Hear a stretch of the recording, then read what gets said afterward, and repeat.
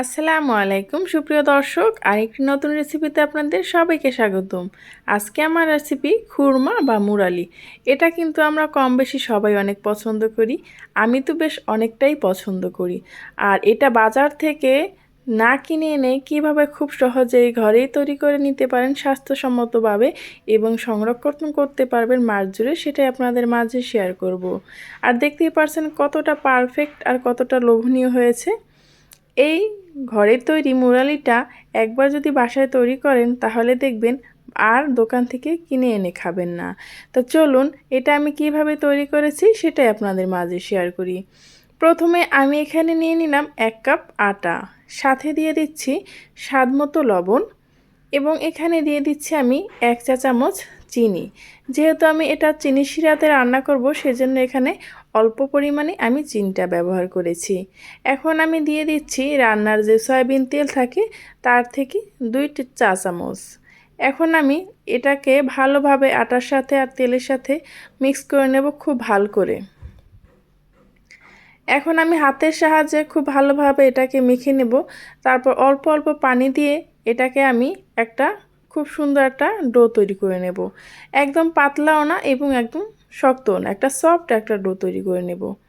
এখন আমি হাতের সাহায্যে ভালোভাবে মেখে নিচ্ছি। এ পর্যায়ে এসে এখনও যারা লাইক দেননি প্লিজ একটি লাইক দিয়ে ভিডিওটা কন্টিনিউ করবেন। এখন এই আটাটাকে আমি রেস্টে রেখে দেব 20 মিনিটের মতো। 20 মিনিট পর আমি ফিরে আসছি। দেখুন আটাটা কতটা এখন সফট হয়েছে। এখন আমি এটাকে রুটির মতো শেপ দিয়ে বেলে নেব। রুটিটা আমরা একটু পাতলা টাইপের করে থাকি, কিন্তু যেহেতু এটা মুরালি সেজন্য আমাদের একটু মোটা করেই তৈরি করতে হবে। এখন ভালোভাবে হাতের সাহায্যে একটু আমি ময়ান করে নিচ্ছি। আর এই মুরালিটা তৈরি করা কতটা সহজ দেখতেই পারছেন। এখন কিছুটা আটা আমি নিচে ছড়িয়ে দিয়ে এখন একটা মোটা রুটি তৈরি করে নেব।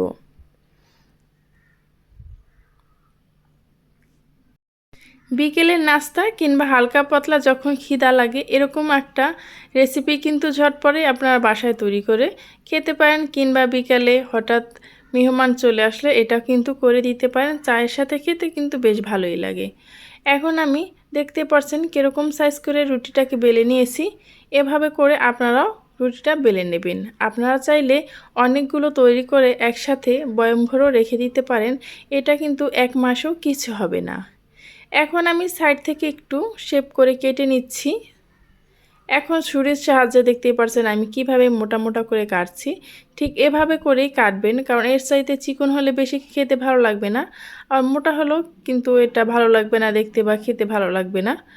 এখন আমি এভাবে করে রুটিটাকে খুব সুন্দরভাবে কেটে নিলাম। সাইড থেকে আমি 2টা অংশ বাদ দিয়ে দিলাম। তারপরে আমি এর মাঝখান থেকে কেটে নেব। এখন আমি এগুলো হাতের সাহায্যে একটু আলগা করে ছাড়িয়ে নেব। এটা ছাড়িয়ে ছাড়িয়ে নিতে হবে, তা না হলে কিন্তু একটার গায়ে একটা লেগে যাবে। এখন আমি একটি কড়াইতে পর্যাপ্ত পরিমাণ তেল দিয়ে দিলাম। অবশ্যই একটু তেলটা বেশি দিয়ে এটা ভাজার চেষ্টা করবেন, তাহলে কিন্তু এটা খুব সুন্দরভাবে ফুলে যাবে। এখন আমি সবগুলো মুরালি এক এক করে এর ভিতরে দিয়ে দিচ্ছি আস্তে আস্তে, দেখতেই পারছেন, যাতে করে একটার গায়ে একটা না লেগে যায়। আর এটাকে ভেজে নিতে হবে মিডিয়াম টু হাই হিটে রেখে। বেশি তাপ দিয়ে এটা কিন্তু ভাজা যাবে না, মিডিয়াম রেখে এটা ভেজে নিতে হবে, তাহলে কিন্তু খুব সুন্দরভাবে এটা ফুলে যাবে। এরকমভাবে আলতোভাবে একটু নেড়ে চেড়ে মিশিয়ে দিতে হবে, যাতে করে খুব সুন্দরভাবে দোনো পাশেই ভাজা হয়ে যায়। এভাবে করে আমি এটাকে একটা কালার করে নিয়ে আসছি, দেখতে পাচ্ছেন খুব সুন্দরভাবে এটা ভাজা হয়ে গেছে। এখন আমি অন্য আরেকটি কড়াইতে একটি শিরা তৈরি করে নেব। শিরা তৈরির জন্য আমি এখানে ব্যবহার করলাম 1 কাপ চিনি, সাথে দিয়ে দিচ্ছি 1/2 কাপ পানি। 1 কাপ চিনির জন্য আমি 1/2 কাপ পানি ব্যবহার করেছি। এখন ভালোভাবে এটাকে আমি একটা শিরা তৈরি করে নেব। এখন অপেক্ষা করব চিনিটা যতক্ষণ না পর্যন্ত গলে যায়।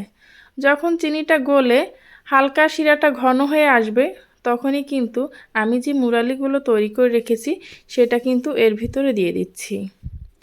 এই তো দেখতেই পাচ্ছেন শিরার ঘনত্বটা কিন্তু একটু বেড়ে গেছে। আমি আপনাদেরকে দেখিয়ে দিচ্ছি উপর থেকে ছাড়লে কিভাবে পড়ছে, দেখতেই পাচ্ছেন। এই অবস্থায় বুঝতে হবে শিরাটা খুব সুন্দরভাবে পারফেক্ট হয়ে গেছে এবং ফেনাটাও দেখতে পাচ্ছেন কীরকম উঠছে। যখন বুঝবেন এরকমভাবে ফেনা বা বাবলগুলো উঠছে তখনই বুঝতে হবে শিরাটা খুব সুন্দরভাবে হয়ে গেছে। এই শিরাটা পারফেক্ট না হলে, পাতলা থাকলে কিন্তু দিলে এই মুরালিগুলো মুচমুচে হবে না।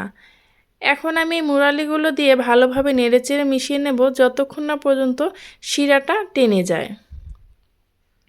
এই তো দেখতেই পাচ্ছেন খুব সুন্দরভাবে কিন্তু শিরাটা টেনে আসছে। এখন আমি চুলাটাকে বন্ধ করে রেখে দেব। ফিরে আসছি ঠান্ডা হওয়ার পরে। এই তো দেখতেই পাচ্ছেন ঠান্ডা হওয়ার পরে কতটা পারফেক্ট হয়েছে। একদম দোকানের চাইতেও কিন্তু বেশি মজা এবং সুস্বাদু হয়েছে। আমার এই রেসিপিটা যদি আপনাদের কাছে ভালো লেগে থাকে তাহলে আবারও বলছি, আমার চ্যানেলটি সাবস্ক্রাইব করে পাশে থাকা বেল আইকনটা ক্লিক করে রাখবেন, যাতে করে এরকম সহজ এবং নতুন রেসিপি আপলোড করা মাত্রই আপনার কাছে নোটিফিকেশন পৌঁছে যায়। পরবর্তী ভিডিও পর্যন্ত ভালো থাকবেন, সুস্থ থাকবেন। আল্লাহ হাফেজ।